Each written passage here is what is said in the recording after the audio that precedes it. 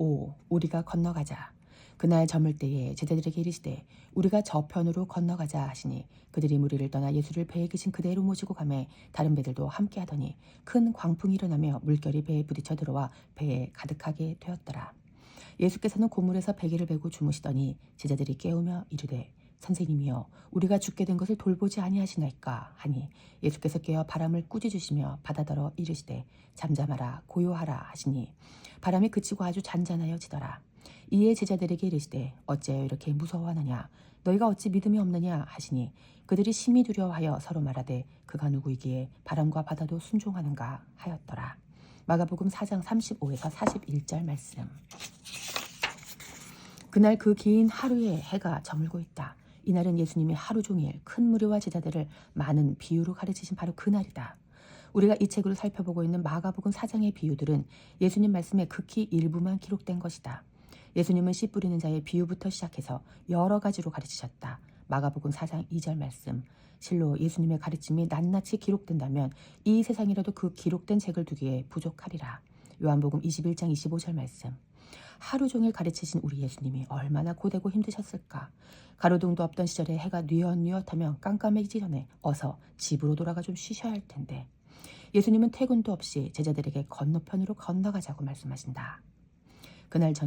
그날 저물 때에 제자들에게 이르시되 우리가 저편으로 건너가자 하시니 그들이 무리를 떠나 예수를 배에 계신 그대로 모시고 가매 다른 배들도 함께 하더니 마가복음 4장 35에서 36절 말씀. 예수님이 건너가자고 말씀하신 저편은 갈릴리 호수 동남부의 거라사 지방이다. 당시 거라사에는 헬라인들이 주로 살고 있었다. 예수님의 제자들은 모두 유대인들이었지만 이제 예수님을 따라 이방 땅으로 가야 한다. 사람들의 어부로 부름받은 제자들은 마가복음 1장 17절 이방인을 위한 어부까지도 되어야 했던 것이다. 제자들은 예수님의 말씀에 순종하여 스승을 모시고 바다 갈릴리 호수를 건너기 시작했다. 모시고라고 번역된 헬라어 파랄람바노는 받아들이다, 좋아하다, 교제하다, 하나가 되다 라는 뜻으로 친밀감을 드러내는 매우 긍정적인 단어다. 그렇다 이때만 해도 제자들은 소풍 가는 아이처럼 기분이 좋았던 것 같다. 그들은 무리와 분리된 존재였다. 자신이 특별한 존재로 여겨지는 것만큼 기분을 상승시키는 건 없지 않은가. 예수님은 군중이 믿는 것을 막기 위해 해안에서 약간 떨어뜨려 정박한 배에서 가르치셨는데 마가복음 4장 1절 말씀. 제자들은 그 예수님을 배에 앉으신 그대로 모시고 떠난 것이다. 다른 배에 있던 소수의 사람들을 제외한 대다수의 무리는 무태 서서 예수님과 제자들의 출항을 지켜볼 수밖에 없었다. 예수님을 가까이에서 모신 그들의 특권이 많은 사람들 앞에 드러난 이 순간 제자들의 어깨가 얼마나 으쓱했을까. 본색이 드러나다. 그러나 얼마 지나지 않아 제자들의 수준이 드러나고 만다. 큰 광풍이 일어난 것이다. 큰 광풍이 일어나며 물결이 배에 부딪혀 들어와 배에 가득하게 되었더라. 예수께서는 고물에서 베개를 베고 주무시더니 제자들이 깨우며 이르되 선생님이여 우리가 죽게 된 것을 돌보지 아니하시나이까 하니 마가복음 4장 37에서 38절 말씀. 예수님께서는 고물에서 베개를 베고 주무셨다. 광풍보다 더 큰 위기는 예수님의 주무심이다. 예수님의 베개가 젖어 예수님 코에 물이 들어가면 어떡하나. 우리의 주님이 질식하실 위기이다. 그런데 이런 생각을 하는 사람이 과연 몇이나 될까. 자기 목숨이 위태한 순간에 예수님을 먼저 걱정할 사람이 과연 있겠냐는 말이다. 위기는 나의 수준을 확인할 수 있는 기회다. 광풍 앞에서는 사람의 본심이 드러나기 마련이기에 예수님을 사랑하는 것이 목적인 우리에게 진정한 위기의 순간은 예수님보다 나를 더 사랑하게 되는 시점이다. 의기양양하게 배를 띄웠던 제자들이지만 큰 광풍이 일어나 물결이 배에 부딪히고 배에 물이 가득 들어치는 순간 본색을 드러내고 말았다. 그들은 예수님과 친밀하게 교제하던 즐거움은 순식간에 잃어버린 채 아우성을 치며 주무시는 예수님을 흔들어 깨웠다. 잡아먹을 듯이 거칠게 달려들며 왜 우리가 죽게 된 것을 돌보지 않으시냐라고 항의했다. 이것이 그들의 본심이며 수준이었다. 예수님이 그렇게 잘못하셨나?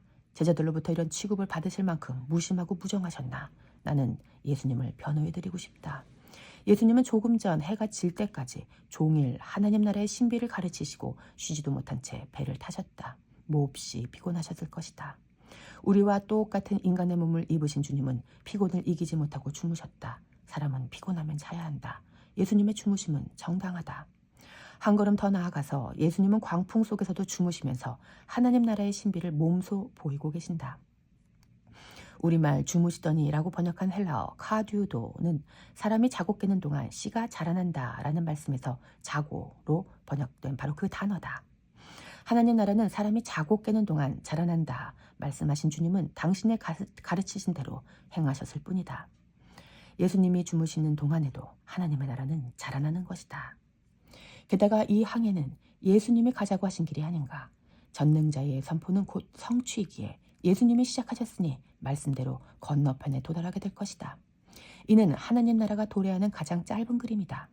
예수님이 건너가자고 하셨으므로 이 배는 좌초될 수 없다. 건너편에 닿는 미래는 이미 완성되어 있다. 그 과정에서 사람은 자고 깨면 된다. 출항에서 도착 사이에 이 과정은 인간이 예수님의 말씀을 기억하며 주님을 믿어야 하는 시점이지 죽을까 두려워 아우성칠 시간이 아니다. 그러나 성경은 제자들의 믿음 없는 수준을 폭로한다. 제자들 중 어느 한 사람도 예수님의 피곤함을 헤아리지 않았다. 예수님의 말씀을 기억하는 사람도 말씀을 믿는 사람도 없이 그저 자기 살겠다고 주님을 원망하며 흔들어 깨우고 다그쳤다. 그들에게 예수님께 대한 믿음과 사랑, 존경과 존중은 보이지 않는다. 그저 이기적인 그들의 난폭함만 있을 뿐이다. 예수님과 동행이 즐거웠던 건 무리들 앞에서 예수님께 선택받은 제자임이 드러날 그때뿐이었다. 특권은 누렸지만 뒤따라오는 고난은 겪고 싶지 않고 권리는 누리고 싶지만 책임은 부담하고 싶지 않았다. 처음엔 좋았지만 부러운 광풍에 제자들의 민낯이 드러나고 말았다. 복음으로 인한 구원과 자녀됨의 혜택은 받고 싶지만 복음에 합당한 삶은 피하고 싶다는 태도는 비난받아 마땅하다. 그리스도인들의 인생에서 주님을 향한 사랑을 나타내기로는 일관성만 한 것이 없다. 자신이 맞닥뜨린 모든 상황 가운데서 삶을 일관되게 살아가는 능력은 꾸준한 연습이 필요하다. 제자됨의 특권뿐 아니라 책임을 질 수 있는 어른으로 자라나는 훈련이다. 산들바람이 불어오는 기분 좋은 그때에도 광풍이 불어 배에 물이 들어 차 이제 죽었구나 싶은 그때에도 성도들에게는 늘 하던 대로 똑같이 살아갈 힘이 있다. 해보라, 해봐야 한다. 해봐야 자신의 수준을 파악할 수 있으니 일관된 태도를 취해보라. 저편으로 건너가자 하신 주님이 지금도 함께 하신다. 성도의 일관성은 말씀하신 것을 반드시 이루시는 주님의 신실하심을 믿음에서 오고 어떤 상황에서도 유동치 않고 항해를 할 수 있는 능력은 흔들리지 않은 주님과 함께 하면서 온다. 오직 그것만이 성도의 일관된 수준을 결정짓는다. 비유의 시련. 예수님과 달리 제자들은 잠들지도 앞으로 나아가지도 못했다. 그저 피곤한 예수님을 흔들어 깨우며 아우성을 칠 뿐이었다. 이들의 모습을 통해 우리가 알게 되는 것은 무엇인가? 바로 제자들이 영락없는 길가, 돌밭, 가시떨기라는 사실이다. 길가는 말씀을 들었을 때 사탄이 즉시 와서 그들에게 뿌려진 말씀을 빼앗는 것이었다. 제자들은 저편으로 건너가자는 예수님의 말씀을 들었지만 광풍에 의해 즉시 말씀을 빼앗기고 말았다. 돌밭은 말씀을 들을 때 기쁨으로 받으나 뿌리가 없어 말씀으로 인해 환란이나 박해가 일어날 때 넘어지는 자였다. 제자들은 예수님이 건너가자 하셨을 때 즉시 즐거이 주님을 모시고 배를 띄웠으나 뿌리가 없어 광풍 앞에 넘어지고 말았다. 가시떨기는 욕심이 말씀을 막아 결실하지 못하게 되는 자였다. 광풍을 만난 제자들은 죽기 싫다는 욕심에 사로잡혀 결실하지 못하게 된 것이다. 제자들의 황폐함이 고스란히 폭로되고 말았다. 그러나 감사하게도 예수님은 그런 자들을 제자로 부르셨다. 그리고 그들과 지금 한 배를 타고 계신다. 이 장면은 씨 뿌리는 자의 비유의 완전한 실사판이다. 참으로 씨 뿌리는 자의 비유는 인간에게 결단을 권하기 위해 기록된 이야기가 아니다. 이 말씀은 하나님 나라의 신비를 생생하게 드러낸다. 하나님의 나라는 이처럼 소망 없는 황폐한 땅 위에 세워진다. 내가 열심히 내 마음밭을 개간해서 광풍을 뚫고 나가는 것이 아니다. 내가 열심히 노력해서 이 험한 세상을 햇빛 찬란한 낙원으로 만들어내는 것이 아니다. 인간은 스스로 노력하여 결실할 수 있는 좋은 땅이 아니다. 하나님의 나라는 황폐한 인간, 곧 길과 돌밭, 가시떨기 위에 떨어진 씨의 생명으로 인해 세워진다. 이것이 복음이다. 곧 하나님께서 먼저 말씀하셨고 예수님께서 생명의 씨가 되어 떨어져 죽으셨다는, 그래서 이미 하나님의 나라가 이루어졌고 완성될 것이라는 좋은 소식이다. 이제 우리는 예수님이 왜 이들에게 이런 욕을 당하셔야 했는지 안다. 이는 하나님의 나라가 세워지는 과정에 나타나는 필연적인 일이다. 씨는 땅에 심겨 흙에 삼겨져 숨통에 막힘이 필연이다. 세상 죄를 지고 가는 하나님의 어린 양은 이리때가 가득한 세상에서 잡아먹힘이 필연이다. 그래야 하나님의 나라가 세워진다. 예수님은 지금 하나님의 나라를 세워가고 계신 것이다. 그래서 우리는 이제 몰이해와 무개념의 제자들을 통해서도 반드시 하나님의 나라는 세워질 것이라고 기대할 수 있다. 인간의 어떠함을 초월하여 하나님께서 예수님 안에서 행하셨고 또 행하실 일이 바로 그것이기 때문이다. 인간들의 수준은 하나님 나라가 오는 것에 하등 영향을 미치지 못한다. 성경은 처음부터 끝까지 일관되게 이 이야기를 들려주고 있다. 부모가 되어 자녀를 양육해본 사람은 하나님의 마음을 조금 짐작할 수 있지 않을까 싶다. 아이들이 부모에게 아빠 엄마가 나한테 해준 게 뭐가 있어 라고 못된 말을 할 때가 있다. 나는 아직까지 이 말을 듣지 않았지만 나의 어머니께 해본 적이 있다. 그러나 내가 왜 이런 소리까지 들어가며 얘를 키우고 있나 라고 자식을 내치는 부모가 있을까? 정신적인 문제가 있는 부모가 아니라면 그럴 수는 없다. 부모가 자식을 진짜로 돌보지 않아서 저런 원망을 듣는 것이 아니다. 먹을 것이 없나, 입을 것이 없나, 그렇지가 않다. 반찬도 옷도 넘쳐난다. 부모가 고생해서 벌어서 먹이고 입히는데도 자녀가 미숙하기 때문에 그러는 것이다. 자녀들 때문에 마음고생 중인 분이 계시다면 예수님도 제자들에게 그런 대접을 받으셨다는 데서 위로를 받으시면 좋겠다. 아이의 소망은 부모가 계신 데 있다. 아이를 사랑하며 책임지고 양육하는 사람이 없다면, 있더라도 간헐적으로 있다면 아이가 어떻게 바르게 성장할 수 있겠는가. 다행히도 우리 예수님은 간헐적 주님이 아니시다. 그분은 우리와 늘 함께 하신다. 광풍 가운데서도 말이다. 이것이 그리스도인의 소망의 근거이다. 아버지 품에 안긴 자녀가 파도가 칠 때 환호하고 즐거워하듯이 주님과 동행하는 자에게 광풍은 스릴 넘치는 모험이 된다. 그래서 신앙생활의 관건은 광풍의 유무가 아니라 주님의 함께하심이다. 예수께서 깨어 바람을 꾸짖으시며 바다더러 이르시되 잠잠하라 고요하라 하시니 바람이 그치고 아주 잔잔하여지더라. 마가복음 4장 39절 말씀. 놀랍게도 제자들이 아니라 애먼 바람과 바다가 예수님께 꾸중을 들었다. 잠잠하라 고요하라. 피조세계는 예수님 말씀에 즉각 순종했다. 그쳐버린 바람은 더 이상 바람이 아니고 배에 부딪혀 들어오던 물결은 이내 사라지고 말았다. 완전한 자기 부인이다. 창조주의 명령이 떨어지면 이처럼 피조세계는 자기를 부인하고 만다. 피조물 중 유일하게 인간만 자기를 부인하지 않는다. 제자라고 예외는 아니다. 예수님을 한 배에 모시고 가다가 자신들의 생존에 문제가 생기자 자기를 부인하는 대신 예수님을 원망하여 흔들어 깨운 제자들의 모습은 우리 모두의 부끄러운 민낯이다.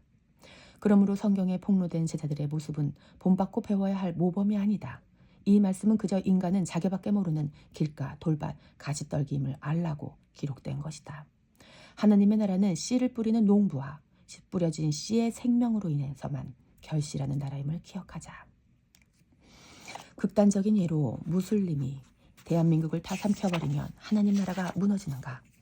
우리나라의 기독교 다음 세대가 사라지면 하나님 나라의 대가 끊겨질 것인가? 그럴 수가 없다. 하나님 나라는 하나님의 의지와 능력과 성실함으로 이루어진다. 인간의 어떠함에 좌우되는 그런 나라가 아니다. 물론 동성애, 마약, 무슬림, 초저출산율 이런 것들은 모두 다 그리스도인들이 간구해야 할 내용들이다. 그러나 중요한 것은 의도와 동기다. 왜 기도하는지가 문제다. 기도의 동기는 두려움일 수 없다. 그리스도인들이 기도하는 동기는 오로지 사랑이어야 한다. 내가 죽을까 봐 두려워서 울고불고 하는 기도라면 형벌이 따를 것이다. 요한일서 4장 18절 말씀. 하나님은 두려워하는 우리에게 이렇게 말씀하신다. 온전한 사랑이 두려움을 내쫓는다다. 너는 왜 그렇게 두려워 떨면서 기도하니? 뭐가 그렇게 근심이 되어 기도하니? 내가 여기 너와 함께 하는데 이제 나와 함께 건너가자. 아버지의 나라가 오게 하시며 이 날의 제자들은 주님의 말씀에 순종하지 못했다. 그들은 조급했고 무례했다.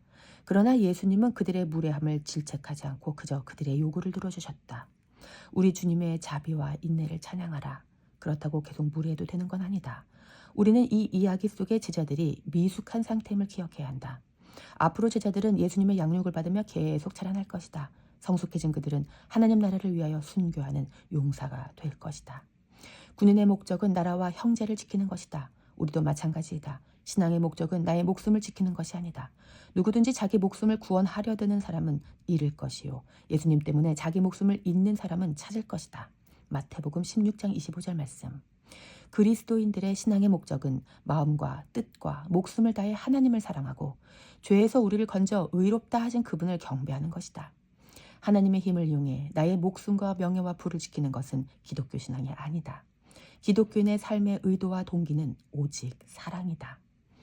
예수님으로부터 사랑받은 대로 그분을 사랑하는 이 사랑은 자기의 유익을 구하지 않고 무례히 행치 않는다. 고린도전서 13장 5절 말씀. 부디 기독교의 고상함을 잃지 않기를 바란다. 신앙에 성숙한 어른들이 많아지길 바란다. 자기의 유익을 위해 주님 앞에서 고래고래 살려달라고 부르짖는다면 그 기도가 응답된들 무슨 유익이 있겠는가. 기도라는 선한 행위를 하더라도 나의 유익을 위해 구했다면 사랑이 없기에 하나님 앞에 울리는 꽹과리 소리일 뿐이다. 예수님은 그런 제자들의 마음속을 다 알고 계셨다. 그리고 비로소 몸을 돌려 제자들에게 말씀하신다. 이에 제자들에게 이르시되 어찌하여 이렇게 무서워하느냐. 너희가 어찌 믿음이 없느냐 하시니 그들이 심히 두려워하여 서로 말하되 그가 누구이기에 바람과 바다도 순종하는가 하였더라. 마가복음 4장 40절에서 41절 말씀. 제자들이 왜 그렇게 기도했는지가 드러났다. 그들은 무서웠다. 동서고금 남녀노소를 막론하고 무서움은 무섭다. 겁 많은 개들이 짖기 마련이다. 무서움의 원인도 드러났다. 바로 믿음의 부재이다. 제자들은 무엇을 믿지 못했던 것일까? 첫째, 그들은 하나님의 나라가 사람이 자고 깰 때 성장한다는 예수님의 말씀을 믿지 못했다.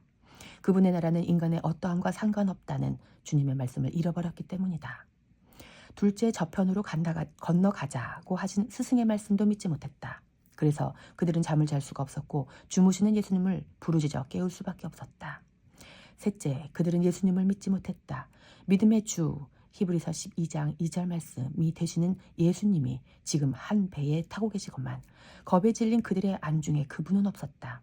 제자들은 광풍에게 예수님의 권위도 예수님의 말씀도 예수님의 실존도 모두 빼앗겨 잃어버리고 말았다. 무서움이 이토록 무섭다. 17세기의 화가 렘브란트는 그의 그림 갈릴리 바다의 폭풍에서 제자들의 모습을 인상적으로 표현했다. 그림 속에 묘사된 제자들은 살기 위해서 무엇이든 필사적으로 움켜쥐고 있다. 자신들의 두 손으로 밧줄을 잡고 돛대와 돛을 잡고 노를 잡고 머리를 싸매고 급기야 예수님의 멱살까지도 잡았다. 왜 이렇게 잡고 있는 것인가? 하나님 나라를 위해서인가? 아니면 자기 목숨을 위해서인가? 자기 목숨이다. 이걸 욕심이라고 한다. 인간이 무슨 수로 이 욕심을 해결할 수 있단 말인가? 사실 인간은 아무리 애를 써도 욕심을 완전히 내려놓을 수 없는 가련한 존재다. 그런데 욕심이 내려놓아지는 순간이 있으니 바로 잠들 때이다. 아이의 꽉 찐 주먹은 잘 때 비로소 펴진다. 그렇다. 인간은 자야 한다. 그래야 자신을 위해 자기 목숨을 위해 꽉 쥐었던 손이 스르르 펴지는 것이다. 예수님은 사람이 잘 때 하나님 나라가 자란다고 말씀하셨다. 인간이 힘주어 붙든다고 하나님 나라가 자라는 게 아니다. 기독교 신앙은 내가 뭔가를 붙잡아서 되는 게 아니라 하나님이 이런 이기적인 우리를 붙잡고 계심을 믿는 것이다. 주님께서 현재 우리뿐만 아니라 온 땅을 붙잡고 계신다. 요한계시록 7장 1절 말씀. 주님이 붙잡고 계시기에 우리는 비로소 손을 놓고 살 수 있는 것이다. 이것이 신자의 자유이다. 예수님의 정체. 위기 상황에서 예수님께 무례하게 행했던 제자들의 모습은 오늘 우리의 모습 스스로를 돌아보게 한다. 진지하게 자문자답해보자. 우리들 각자에게 예수님이 누구신지를, 예수님이 이 땅에 오신 이유는 하나님 나라 복음을 전하고 씨로 땅에 떨어져 죽기 위함이지. 제자들의 뒤치다꺼리를 하기 위함이 아니다. 예수님은 우리를 돌보시는 분이시기 전에 바람과 바다도 그분의 말씀 앞에 순종하게 하시는 우리의 예배를 받으셔야 할 하나님이시다. 제자들은 예수님을 자신들을 위한 분이라고 오해했기에 그분께 감히 해선 안 될 무례한 행동도 거침없이 했다.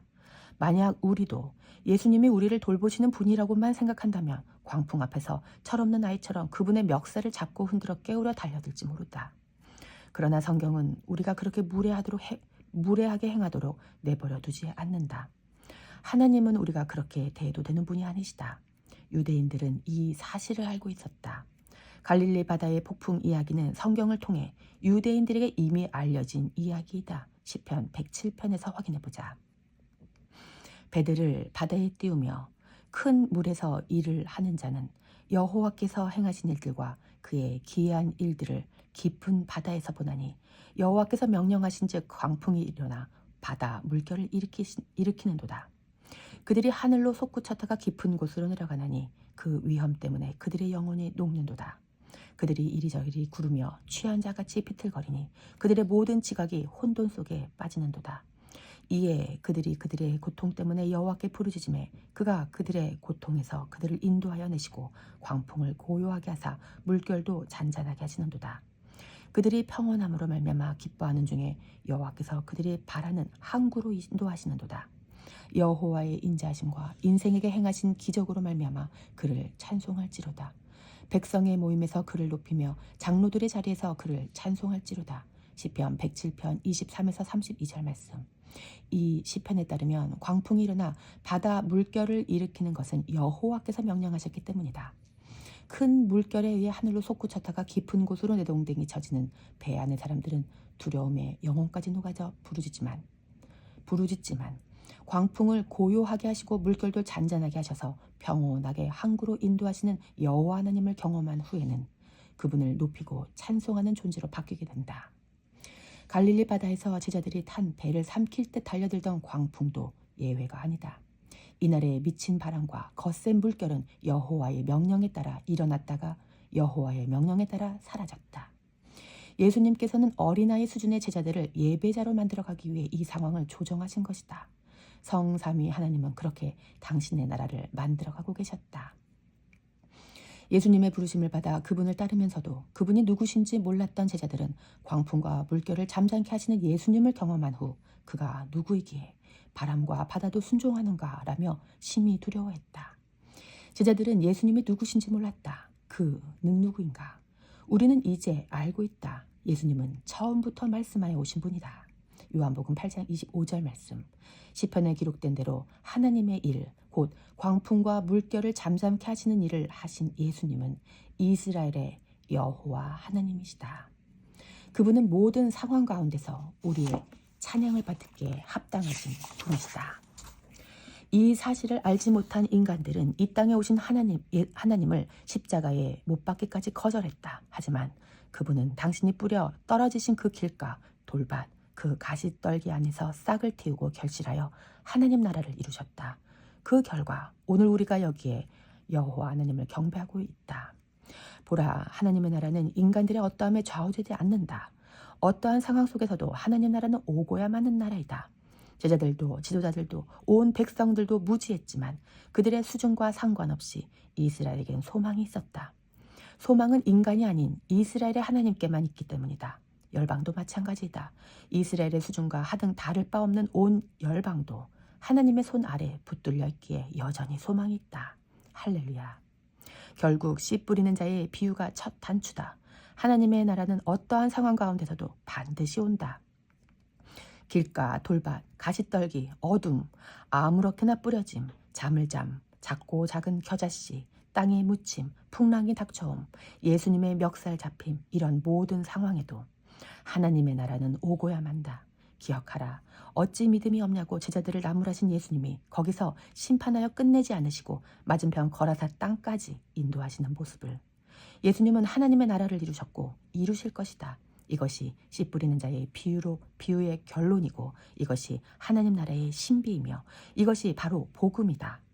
곧 복음은 인간들은 건너갈 수 없고 만들어낼 수도 없는 나라를 하나님이 친히 만들어내신다는 좋은 소식이며 예수님이 오셔서 이미 만들어내셨다는 좋은 소식이다. 하나님 나라의 신비. 우리는 이제 씨 뿌리는 자의 비유를 알았고 성경 전체를 조망하는 눈을 얻었다. 이 시각으로 로마서 10장과 11장을 본다면 어떨까? 하나님 나라의 놀라운 신비를 직접 확인해보자. 형제들아, 내 마음에 원하는 바와 하나님께 구하는 바는 이스라엘을 위함이니 곧 그들로 구원을 받게 함이라. 내가 증언하노니 그들이 하나님께 열심히 있으나 올바른 지식을 따른 것이 아니니라. 하나님의 의를 모르고 자기 의를 세우려고 힘써 하나님의 의에 복종하지 아니하였느니라. 그리스도는 모든 믿는 자에게 의를 이루기 위하여 율법의 마침이 되시니라. 로마서 10장 1에서 4절 말씀. 예수님이 오신 이유는 자기 의를 세우려고 힘써 하나님의 의에 복종하지 않는 자들에게 의를 이루시기 위함이다. 하나님의 의를 모르고 자기 의를 세우려고 힘써 하나님의 의에 복종하지 않은 처참하고 황폐한 이스라엘에게 예수 그리스도가 오셨다. 그렇게 오신 주님은 그들의 수준에 구애받지 않으셨다. 예수 그리스도는 하나님의 열심에 순복하여 십자가에서 죽고 하나님의 의를 완성하여 율법의 마침이 되셨다. 그래서 비로소 그를 믿는 자는 부끄러움을 당하지 않고 로마서 10장 11절 말씀. 누구든지 주의 이름을 부르는 자는 구원을 받는 로마서 10장 13절 말씀. 은혜의 때가 시작되었다. 그럼에도 불구하고 복음에 순종하지 않는 백성들이 있다. 하나님은 이들을 어떻게 하실까? 그러나 그들이 다 복음을 순종하지 아니하였도다. 이사야가 이르되 주여 우리가 전한 것을 누가 믿었나이까 하였으니 그러므로 믿음은 들음에서 나며 들음은 그리스도의 말씀으로 말미암았느니라. 그러나 내가 말하노니 그들이 듣지 아니하였느냐? 그렇지 아니하니 그 소리가 온 땅에 퍼졌고 그 말씀이 땅 끝까지 이르렀도다 하였느니라. 그러나 내가 말하노니 이스라엘이 알지 못하였느냐? 먼저 모세가 이르되 내가 백성 아닌 자로서 저희를 시기하게 하며 비련한 백성으로서 너희를 노엽게 하리라 하였고, 이사야는 매우 담대하여 내가 나를 찾지 아니한 자들에게 찾은 바 되고 내게 묻지 아니한 자들에게 나타났노라 말하였고, 이스라엘에 대하여 이르되 순종하지 아니하고 거슬러 말하는 백성에게 내가 종일 내 손을 벌렸노라 하였느니라. 로마서 10장 16에서 21절 말씀. 포기하지 않으시는 하나님은 인간들이 하나님을 부를 수 있도록 말씀하신 예수님을 보내셨다. 믿음은 들음에서 나기 때문이다. 그렇게 땅에 떨어지신 예수님이 계속해서 말씀하셨지만 듣지 않았다. 알았지만 아는 자처럼 살지 않았다. 그들에게는 말씀대로 살아갈 힘이 없었다. 그래서 하나님은 순종하지 않고 거슬러 말하는 백성에게 당신의 손을 종일 벌리셨다. 이것이 십자가 위에서 일어난 일이다. 하나님의 아들 예수 그리스도는 십자가 위에서 손을 벌리고 죽기까지 내려오지 않으셨다. 무서워서 뭐든 움켜쥐어야 하는 인간들과는 완전히 다른 절대적인 복종이었다. 어떻게든 율법을 지키고 기도를 하고 선행을 하고 헌금을 하고 예배에 출석을 하고 뭐든 붙잡아서 살아보려고 발버둥치는 인간들을 향해 하나님은 지금까지도 손을 벌리고 계신다. 그래서 바울이 로마서 11장 1절에서 담대하게 믿음으로 선언할 수 있었던 것이다. 그러므로 내가 말하노니 하나님이 자기 백성을 버리셨느냐? 그럴 수 없느니라. 나도 이스라엘이니요 아브라함의 씨에서 난 자요 베냐민 지파라. 로마서 11장 1절 말씀. 길가, 돌밭, 가시떨기인 이스라엘에게 하나님은 종일 손을 벌리셨고 어떠한 광풍이 불어와도 당신의 강한 손으로 꽉 붙들고 계셨다. 그래서 이들은 버림받지 않는다. 이들만 버림받지 않을까? 이방인, 그리스도인들도 마찬가지다. 이스라엘이 넘어져 버려진 것 같은 이방인의 때, 은혜의 때에 그분의 손에 붙들려온 우리는 여기서 끝이 아님을 이제 알아야 한다. 이제는 우리가 고개를 들어 아버지께 간구할 차례다. 아버지의 나라가 완성될 때 우리만 있으면 되겠습니까? 우리만으로는 안 됩니다. 저들은 어떻게 해야 됩니까? 걱정 말아라. 나는 저들을 버리지 않았단다. 너희도 건졌는데 저들을 버리겠느냐? 나는 지금도 여전히 종일 손을 벌리고 있단다. 하나님의 나라는 그분의 국률과 신실하심으로 그렇게 이루어지는 나라다. 하나님의 이 국률과 신실하심이 예수 그리스도 안에 나타났다. 그래서 예수 그리스도 안에서 누구든지 유대인과 이방인 모두가 은혜를 받을 것이다. 인간이 붙잡아서도 아니고 인간이 뭘 해서도 아니다. 하나님의 손을 벌리셨기 때문이다. 그 나라는 황폐한 길가와 돌밭과 가시떨기 위에 생명의 씨 예수 그리스도를 뿌려 자라나게 하신 농부 하나님으로 인해 오는 나라이다. 모든 인간들은 자기 욕심을 버리지 못하고 생존을 위해 뭔가 붙잡는데 혈안이 되어 종교 생활을 한다. 그러나 기독교 신앙은 이 하나님을 믿는 것이다.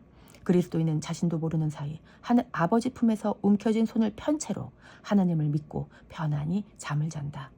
성경에서 본 그분이 하신 일과 하실 일을 기억하고 그분을 신뢰하며 우리 하나님이 약속하신 일들을 속히 이루어달라고 함께 기도하자. 호들갑 떨지 않고 묵묵히 신앙의 항해를 해나갈 수 있기를 축복한다. 우리 안에 착하신 일을 시작하신 이가 마지막 날까지 이루실 것이다. 빌립보서 1장 6절 말씀. 하나님이 시작하신 일이시므로 하나님께서 이루실 것이다. 이 믿음의 근거는 우리의 어떠함이 아니다. 우리는 여전히 세상의 광풍 앞에서 함께 하시는 주님을 잃어버리고 살려달라고 울부짖지만 우리의 수준과 상관없이 이를 성취하시는 여호와 하나님은 믿을 수 있는 분이시다.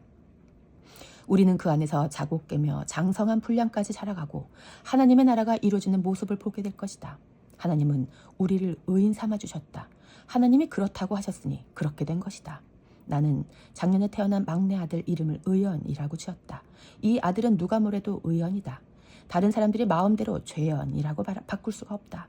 세상 아비가 지은 이름도 이러한데 하물며 누가 하나님께서 이미 의인 삼으신 우리의 신분을 도로 죄인으로 바꿀 수 있겠는가? 제자들이 걷는 이 길은 예수님이 먼저 가자고 하신 길이기에 반드시 도착하게 될 여정이다. 예수님이 시작하셨다면 반드시 이루어질 것이니 제자된 우리는 그냥 믿고 따라가면 된다. 우리는 하나님이 씨를 뿌리신 분이시며 동시에 추수하실 분이심을 알고 씨로 뿌려진 예수 그리스도의 생명으로 인해 반드시 결실하게 될 것을 알고 있다. 우리는 창세기에서 창조주 하나님을 읽어 알고 있고 요한계시록에서 다시 오실 하나님을 읽어 알고 있다. 성경을 선물로 받아 처음과 끝을 이미 알고 있는 그리스도인들은 그 사이의 시간 동안 매일 씨를 뿌리고 자고 깨며 살아간다. 이 세상살이는 핍박과 박해로 인해 결코 녹록지 않은 눈물 골짜기의 연속이지만 결국 아버지의 나라가 오게 될 것을 알기에 그분을 바라보며 그저 오늘을 사는 것이다. 로안 윌리엄스는 어떤 그리스도인이든 가장 하기 어려운 일은 바로 지금 이 순간을 감내하는 일이라고 했다. 더 좋아질 미래에 대한 기대 때문에 실망스러운 현재를 외면하는 태도는 소망 없는 이 땅에 떨어져 십자가에 달리신 그리스도를 믿는 신앙과 거리가 먼 것이다. 그리스도인은 하나님이 지금도 우리와 함께 하시며 여전히 약속을 이루기 위해 쉬지 않고 일하고 계심을 신뢰하면서 어떠한 오늘도 감내하는 사람들이다. 제자도는 하나님이 약속하신 그것이 이루어짐을 믿고 살아가는 삶이다. 교회에는 광풍을 두려워하며 울부짖는 사람들이 아니라 주님의 나라가 이 땅에 임하도록 간구하는 사람들이다. 하나님의 나라와 그의 의를 구하는 그리스도의 몸된 교회로 살아가시기를 피차 축복한다. 아멘.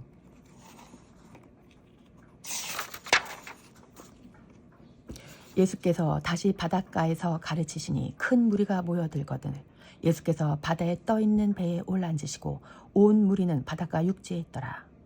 이에 예수께서 여러 가지를 비유로 가르치시니 그 가르치시는 중에 그들에게 이르시되 들으라. 씨를 뿌리는 자가 뿌리러 나가서 뿌릴새 더러는 길가에 떨어짐에 새들이 와서 먹어버렸고 더러는 흙이 얕은 돌밭에 떨어짐에 흙이 깊지 않으므로 곧 싹이 나오나 해가 돋은 후에 타서 뿌리가 없으므로 말랐고 더러는 가시딸기에 떨어짐에 가시가 자라 기운을 막음으로 결실하지 못하였고 더러는 좋은 땅에 떨어짐에 자라 무성하여 결실하였으니 30배나 60배나 100배가 되었느니라 하시고 또 이르시되 들을 귀 있는 자는 들으라 하시니라. 마가복음 4장 1에서 9절 말씀. 마치는 글. 마가복음 4장은 온통 씨 뿌리는 자의 비유였다. 마가복음 4장만이 있겠는가? 성경은 온통 씨 뿌리는 자의 비유이다. 요한복음 5장 39절 말씀. 씨 뿌리는 자의 비유에 밭의 비유가 될 수가 없다. 좋은 마음으로 말씀을 받자 좋은 밭이 되어 많은 열매를 맺자 라는 전하는 메시지의 말씀에 바른 적용이 아니다. 마가복음 4장의 핵심은 황폐한 땅에 뿌려 떨어지신 예수님이었다. 밭은 스스로 좋아질 수 없다. 범죄한 인간에게 무엇을 기대할 수 있단 말인가? 인간에게는 소망이 없다. 인간은 그 어떤 실력자가 와도 살려낼 수 없는 황폐한 땅이다. 하나님이라면 모를까? 그래서 하나님께서 친히 일을 하셨다. 죽음으로 돌진하는 비참한 죄인에게 느닷없이 생명의 씨를 뿌리셨다.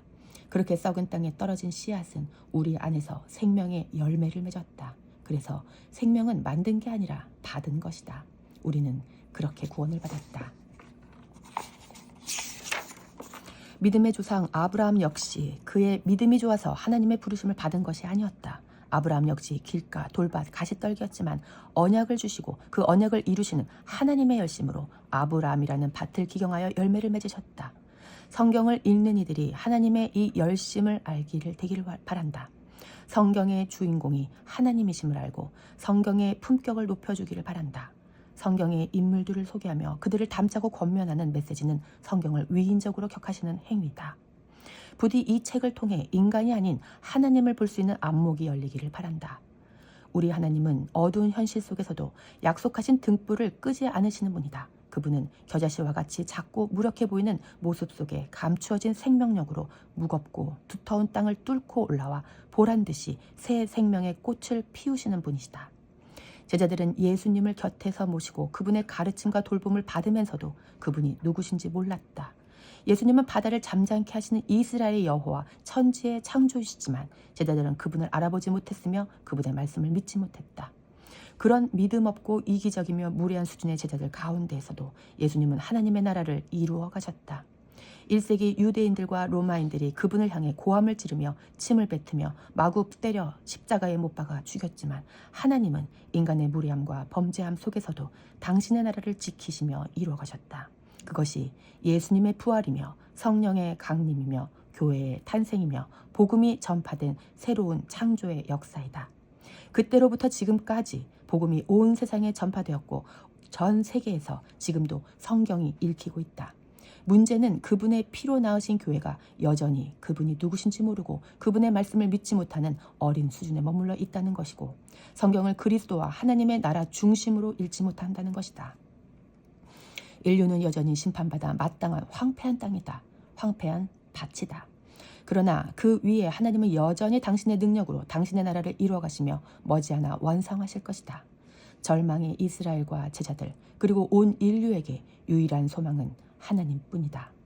이것이 씨 뿌리는 자의 비유를 통해 우리가 확인한 소망이다. 하나님은 어떠한 상황에서도 반드시 당신의 나라를 이루실 것이다. 그러니 그리스도인들은 암울한 현실 때문에 좌절하거나 낙심할 수 없다.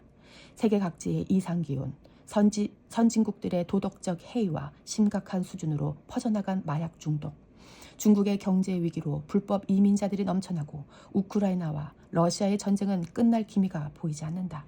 이스라엘과 하마스의 전쟁이 계속되는 중동은 여전히 언제 터질지 모르는 전 세계의 화약고이고 아프리카와 서남아시아 국가들의 독재와 가난, 남미의 마약과 포독과 폭력과 가난은 해결의 실마리가 보이지 않는다. 이러한 현실의 소식은 우리를 두렵게 하지만 우리는 별일 없이 주님을 경외함으로 주님의 나라를 구하며 편히 자고 일어날 뿐이다. 길가, 돌밭, 가시떨기, 어둠, 아무렇게나 뿌림, 겨자씨만큼 작음, 땅에 묻힘, 풍랑이 일어 죽을 것 같음, 믿음이 없어 예수님의 멱살을 잡는 무례함 가운데에도 하나님의 나라는 반드시 이루어질 것임을 확인했기 때문이다. 죽음의 풍랑을 뚫고 건너간 거라사에서 예수님은 귀신에 사로잡힌 이방인 한 사람을 온전케 하셨다.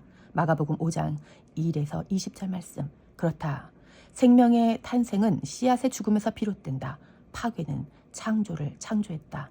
황폐한 땅에 하나님의 빛이 비추이는 이 이야기는 오늘도 계속된다. 창조주 하나님은 지금도 당신의 손에 쥐어진 미랄이 되어 그분이 던지시는 대로 뿌려질 제자들을 찾으시고 부르신다. 내가 파괴되어 하나님의 생명을 창조할 사람을 말이다.